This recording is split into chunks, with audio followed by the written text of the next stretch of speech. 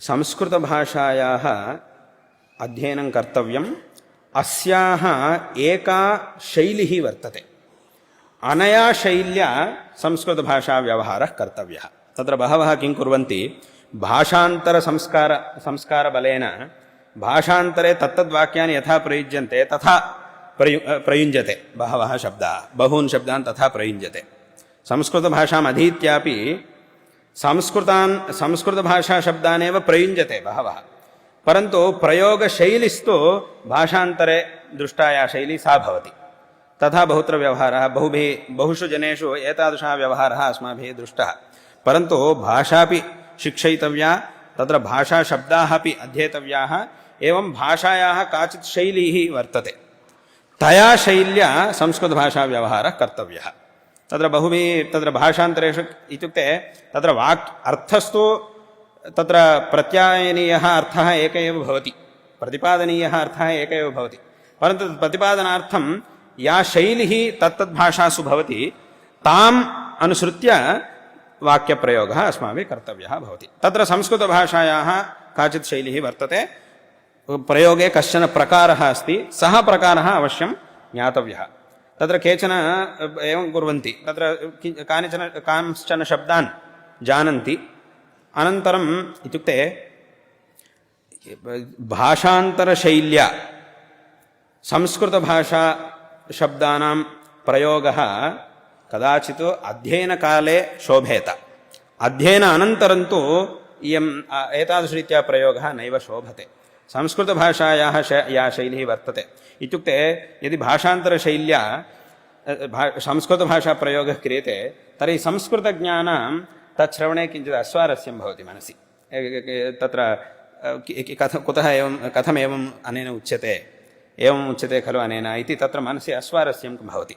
अतः अस्याः भाषायाः या शैली वर्तते सा अपि अस्माभिः शिक्षयितव्या। तत्र एकम् उदाहरणं वक्तुमिच्छामि। तत्र केनचित् इदम् एकं वाक्यमेव, तत्र किमुक्तमस्ति, मम संस्कृतभाषा नागच्छति इति केनचित् प्रयोगः कृतः। इत्युक्ते अहं संस्कृतं न जानामि इति वक्तव्यं। नागच्छति इति अयमर्थः, यद्यपि आगच्छति नागच्छति इत्ययं संस्कृतशब्दः एव, मम संस्कृतभाषा नागच्छति इति संस्कृतवाक्यमेव तत्, परन्तु अत्र प्रयोगप्रकारस्तु भाषान्तरीयः अस्ति। भाषान्तरे एतदर्थकः धातुः प्रयुज्यते, आगमनार्थकः धातुः भाषान्तरे प्रयुज्यते। संस्कृतभाषायां तु अस्य धातोः प्रयोगः नैव शोभते संस्कृतभाषायाम्। अतः अत्र धात्वन्तरमेव, नाम प्रकारान्तरेण एव प्रयोगः कर्तव्यः।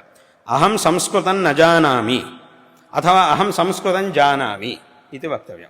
कैश्चित् किमुच्यते, मम संस्कृतम् आगच्छति, भाषान्तरे एवं प्रयोगः भवति, मम संस्कृतम् आगच्छति, मम संस्कृतं नागच्छति, आगच्छति नागच्छति इति तथा प्रयोगः संस्कृतभाषायां न क्रियते। एवमेव तत्र व्याघ्रस्य वृक्षारोहणं नागच्छति इति एवं प्रयोगः क्रियते, भाषान्तरे तथा प्रयोगः क्रियते।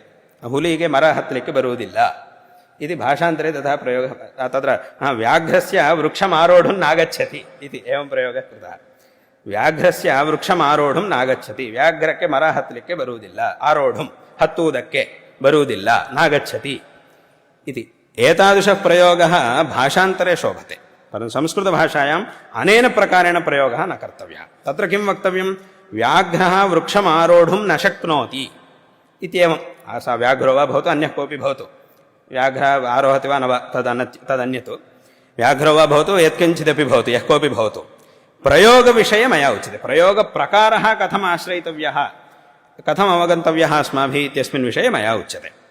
अतः संस्कृतभाषायाः काचित् शैली वर्तते, तयैव प्रयोगः कर्तव्यः इत्यपि अस्मिन् विषये सर्वैरपि अवहितैर्भाव्यम्।